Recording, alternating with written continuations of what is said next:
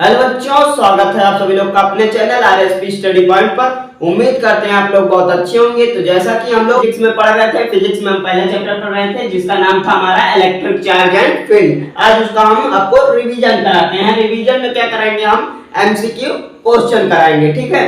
तो लगभग हमारा electric charge and field chapter हमारा कंप्लीट हो चुका है, उसका हम आज रिवीजन करेंगे। तो ठीक है, हमारा रिवीजन करते हैं। हमारा लगभग 7 लेक्चर कंप्लीट हो चुका है। आज हमारा 8वां लेक्चर होने वाला है, ठीक है। इसमें 8वां लेक्चर होने वाला है। अगर आप इस वीडियो पर पहली बार जुड़ रहे हैं, अभी तक कोई लेक्चर आप नहीं देखे हैं, तो आप पहले जाके पुराना लेक्चर देख लीजिए। उसके बाद ये लेक्चर का क्वेश्चन कीजिए, तो आपको अच्छे से समझ में क्वेश्चन आएगा और क्वेश्चन का आंसर आप खुद बताएंगे कमेंट करके, ठीक है। तो चलिए फिर, अगर आप पहले इसी को देखना चाहते हैं तो देख लीजिए, कोई दिक्कत नहीं है, आपको ये समझ में आ जाएगा। अगर इसके बारे में डिटेल में आप जानना चाहते हैं, परमिटिविटी क्या होती है, या यूनिट चार्ज क्या है, या इलेक्ट्रिक फ्लक्स क्या है, डाइपोल मोमेंट क्या है, इस सब के बारे में आप डिटेल में जानना चाहते हैं, तो आप पहले जाके उस वीडियो को देख लीजिए। सब प्लेलिस्ट में पड़ी हुई है, आप प्लेलिस्ट ओपन करिए, एक लाइन से आप वीडियो देख सकते हैं, और एक लाइन से वीडियो पॉइंट टू पॉइंट आपको पढ़ाया भी गया है, ठीक है। तो आप सब जाके देख लीजिए। उसके बाद आप ये क्वेश्चन कीजिए, आपका प्रैक्टिस अच्छे से हो जाएगा, जिससे ये लगभग हमारा हर बोर्ड पेपर में पूछा जाता है। अगर आप 10 सेट उठाएंगे, 10 सेट में लगभग आपको 8-9 सेट में ये सारे क्वेश्चन मिल जाएंगे, मतलब यानी मोस्ट इंपोर्टेंट क्वेश्चन हैं ये, ठीक है। तो लगभग आपका ये बोर्ड में पूछा जाएगा, तो इसको मन से कीजिएगा। अगर जो आपको आंसर पहले से पता है वो आप कमेंट करके जरूर बताइए, ठीक है। तो यहाँ पे आज का टॉपिक हमारा क्या है, आज का टॉपिक है most important MCQ. Most important MCQ इसलिए है क्योंकि ये लगभग हर बार पूछा जाता है। इसमें से पिछली बार तो 3 क्वेश्चन पिछली बार आया था, ठीक है। तो चलिए फिर इस बार हम देखते हैं, अपना आज का टॉपिक स्टार्ट करते हैं। हमारा टॉपिक क्या है आज, मोस्ट इंपोर्टेंट एमसीक्यू, मतलब हमारा ये इस चैप्टर का लास्ट लेक्चर होने वाला है, जो रिवीजन में हम इसका एमसीक्यू कर रहे हैं, ठीक है। तो यहाँ पे हम देखते हैं इसको। पहला क्वेश्चन क्या है हमारा पहला क्वेश्चन है SI unit of permittivity of free space is, मतलब कि हमारा फ्री स्पेस में, फ्री स्पेस यानी वैक्यूम कह लीजिए आप या एयर कह लीजिए, ठीक है। तो इसमें हमारा जो परमिटिविटी की एसआई यूनिट क्या होती है वही पूछ रहा है ये, ठीक है। तो इसमें हमारा फैरेड तो होता नहीं, हम पहले ही बता चुके हैं। इसमें क्या फैरेड तो होता नहीं है, हम पहले बता चुके हैं आपको, ठीक है। फैरेड तो होगा नहीं, ठीक। अब वेबर भी नहीं होगा, वेबर। अब हम बात करते हैं इसमें। अब यहाँ पे क्या है, ये सी स्क्वायर ये आप कह लीजिए C2 n-1 n-2, ठीक है। एक ये है हमारा तीसरा ऑप्शन। चौथा ऑप्शन हमारा है C2 -1 + 1 n की पावर +1 m की पावर -2, ठीक है। तो इसका मतलब ये क्या लिखा गया है, c की पावर 2 और n की पावर -1 और m की पावर -2, उसको हम अगर उस फॉर्म में लिखे तो ये क्या लिखा गया है, ये हमारा है coulomb square newton metre square. ये हमारा यही लिखा गया है। कूलम, c से कूलम होता है, कूलम स्क्वायर हो गया, और n मतलब ये पर है, इसको हम कहते हैं कूलम स्क्वायर पर मीटर पर न्यूटन मीटर स्क्वायर। ये जो नीचे है ये ऊपर जब ले जाएंगे हम इसको, तो ये हमारा नेगेटिव में हो जाएगा। यानी हम अगर इसको इस फॉर्म में लिखे 2, इस फॉर्म में लिखेंगे तो यही तो हमारा आएगा। देख लीजिए ये क्या है, C2 और n की पावर -1 और m की पावर -2, ठीक है। तो इसको हम इस फॉर्म में लिखते हैं। आप इसमें भी देख सकते हैं, इसमें भी लिखा गया है, सेम इसमें भी लिखा गया है, ठीक है। तो ये हमारा किसका है, फ्री स्पेस का वो होता है, ठीक। इसको ये तरह से लिख सकते हैं। अगर इसको लिखना चाहते हैं इसमें, तो n को जो नीचे है उसी को ऊपर कर देंगे तो सेम हमारा ये हो जाएगा। तो आपको अगर ये आंसर इसमें दोनों, क्योंकि देखिए दो आंसर तो होगा नहीं हमारा, इसी दो में से होगा। अब जो अगर आपको पता है तो कमेंट करके बताइए, नहीं पता है तो इसमें जो है वो होता है फ्री स्पेस का यूनिट, ऐसा यूनिट क्या होता है, coulomb metre square, coulomb newton metre square, मतलब यही हमारा सही है। ये हमारा सही है और ये हमारा गलत है, ठीक है। अब हम बात करते हैं नेक्स्ट क्वेश्चन की। नेक्स्ट क्वेश्चन क्या है, the force per unit charge is known as, क्या है, the force per unit charge का मतलब 1 चार्ज, ठीक है, per unit charge is known as, मतलब हमारा क्या होता है, एक यूनिट चार्ज को हम क्या कहते हैं, electric flux, electric dipole, electric field, electric potential, electric charge, क्या कहते हैं, पहला हमारा क्या है, इलेक्ट्रिक फील्ड, यही हमारा सही है, इसको हम कहते हैं the force per unit charge is known as electric field कहते हैं। ठीक है, तो ये हमारा इलेक्ट्रिक फ्लक्स नहीं होगा, इलेक्ट्रिक पोटेंशियल भी नहीं होगा, इलेक्ट्रिक करंट भी नहीं होगा। ठीक है, तो ये हमारा सब गलत है, ये हमारा इलेक्ट्रिक फील्ड सही है। हम इसमें पढ़ क्या रहे हैं, पहला चैप्टर आप इतना याद रखिए, हम पढ़ रहे हैं इलेक्ट्रिक चार्ज एंड फील्ड, तो हमारा इलेक्ट्रिक फील्ड होगा। ठीक है, अब थर्ड क्वेश्चन है हमारा, the SI unit of electric flux, SI unit of electric flux होता क्या है।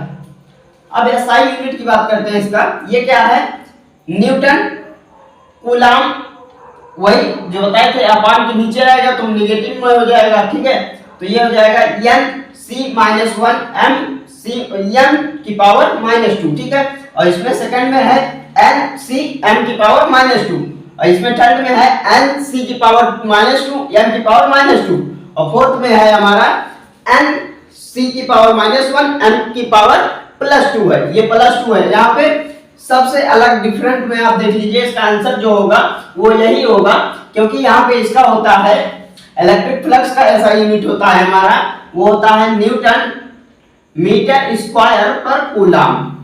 ये हमारा एसआई यूनिट होता है किसका, इलेक्ट्रिक फ्लक्स का, इलेक्ट्रिक फ्लक्स का एसआई यूनिट हमारा यही होता है। ठीक है, अब हम बात करते हैं थर्ड क्वेश्चन। थर्ड क्वेश्चन हमारा है the unit of electric dipole moment is, तो इसका मतलब इलेक्ट्रिक डाइपोल मोमेंट क्या होता है, न्यूटन होता है, फैराड होता है, कूलम होता है, कि डाइवे होता है, क्यों, तो ये हमारा न्यूटन तो होगा नहीं, फैराड तो होगा नहीं, कूलम तो होगा नहीं, तो हमारा सही क्या है, डाइवे। ठीक है, अब हम बात करते हैं,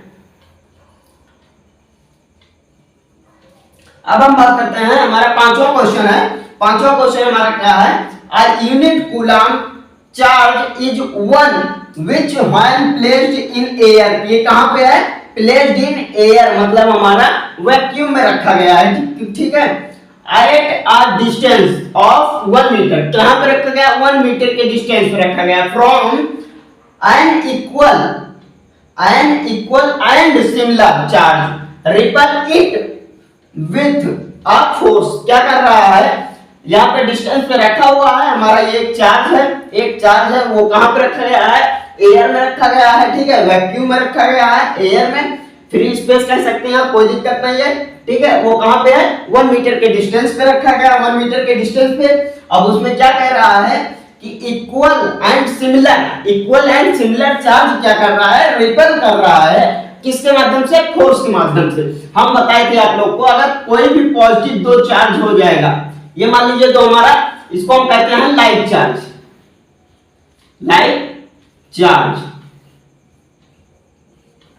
इसको हम कहते हैं लाइट चार्ज, और हमारा ये है निगेटिव हो जाएगा, या पॉजिटिव, या पॉजिटिव निगेटिव कुछ भी हो जाए, तो ये हमारा है अनलाइट, ये हमारा अनलाइट है, ये हमारा लाइट है। लाइट चार्ज जो होता है हमारा, इसमें हम बताए थे पहले लेक्चर में, like charge always repel to each other, like charge क्या करता है, एक दूसरे के ऊपर रिपल्सन फोर्स लगाता है, यानी ये इसके ऊपर फोर्स लगाएगा और ये वाला इसके ऊपर फोर्स लगाएगा, तो ये इधर जाएगा, ये इधर जाएगा। ठीक है, तो इस पे एक दूसरे के ऊपर फोर्स लगेगा, कौन सा फोर्स लगेगा, रिपल्सन फोर्स लगेगा, जो एक दूसरे को दूर फोर्स लगा रहा है, यानी अपने से दूर कर रहा है। ठीक है, ये हमारा लाइट चार्ज करता है। अनलाइट में क्या होता है, ये दोनों आपस में अट्रैक्ट होते हैं, unlike charge attract to each other, ये हमेशा ऑलवेज अट्रैक्ट करते हैं एक दूसरे को, ये एक दूसरे के पास आना चाहते हैं। ठीक है, तो सेम फोर्स लगेगा, बट डायरेक्शन क्या होगी, अपोजिट होगी, तो वही है equal and similar charge repel to it with a force, ये किसके माध्यम से रिपेल कर रहे हैं, फोर्स के माध्यम से ये रिपेल कर रहे हैं, किसमें, इक्वल चार्ज, इक्वल फोर्स लगा रहे हैं, बट डायरेक्शन क्या है, निगेटिव है, यानी अपोजिट डायरेक्शन है। ठीक है, तो ये हमारा कहने का मतलब क्वेश्चन समझाने के लिए ये था। अब हम देखते हैं इसका आंसर। इसका आंसर का मतलब ये पूछ रहा है क्या होता है, उसका मतलब ये क्या है, इसको आप अगर नहीं जानते ये किस चीज की वैल्यू रखी गई है, किस चीज का वैल्यू है, तो इसको आप पहले जाके लेक्चर देख लीजिए। इसलिए कह रहे हैं अगर आपको बहुत ज्यादा डिटेल में पॉइंट टू पॉइंट समझना है तो आप पहले जाके लेक्चर देखिए, उसके बाद ये आप क्वेश्चन कीजिए, बहुत अच्छे से समझ में आएगा। इसका मतलब होता है 1/4 pi epsilon not. Epsilon not ये वैल्यू किसकी है, परमिटिविटी की 10⁻⁹। ये ही हमारा वैल्यू रखा गया। मान लीजिए ये वैल्यू ना रखा गया होता, मान लीजिए ये वैल्यू ना होता, यहाँ पे ये दे दिया जाता 1/4 pi epsilon not, 1/4 pi epsilon not दिया जाता, तब भी हमारा आंसर ये 1/4 पाई एप्सिलॉन नॉट सही होता। और यहाँ पे दिया गया 1 न्यूटन 1/9। ये तो हम कुछ भी लिख सकते हैं क्योंकि ये सब हमारा आंसर तो है नहीं, गलत है। हम यहाँ पे 1 न्यूटन की जगह 1 मीटर भी कर सकते हैं, 1 डाइन की जगह 1 न्यूटन कर सकते हैं, कुछ भी कर सकते हैं, क्योंकि ये हमारा सब गलत है। हमारा सही क्या है, हमारा सही है 9 × 10⁻⁻⁻, यही हमारा सही है। इसको हम अगर कहीं भी ये लिखा जाए क्वेश्चन में, आपको अगर दे दिया जाए ऑप्शन चेंज कर दिया जाए तो ऑप्शन में ये है तो यही सही होगा। ठीक है, ये क्या है 1/4 पाई एप्सिलॉन नॉट, ये हमारा परमिटिविटी की वैल्यू होती है। यानी इसको हम फार्मूला में यूज करते हैं कूलम्ब्स लॉ। ये कूलम्ब्स लॉ में यूज क्या होता है, कूलम्ब्स लॉ का फार्मूला क्या है 1/4 pi epsilon not Q1 × Q2/r²। यही तो हमारा फार्मूला है। तो ये हमारा फार्मूला में पहले ही यूज होता है, इसको आपको पता होना चाहिए क्योंकि पढ़ रहे हैं कूलम्ब्स लॉ वाला चैप्टर। तो हमें अगर फार्मूला नहीं पता तो भाई पढ़ने से क्या फायदा।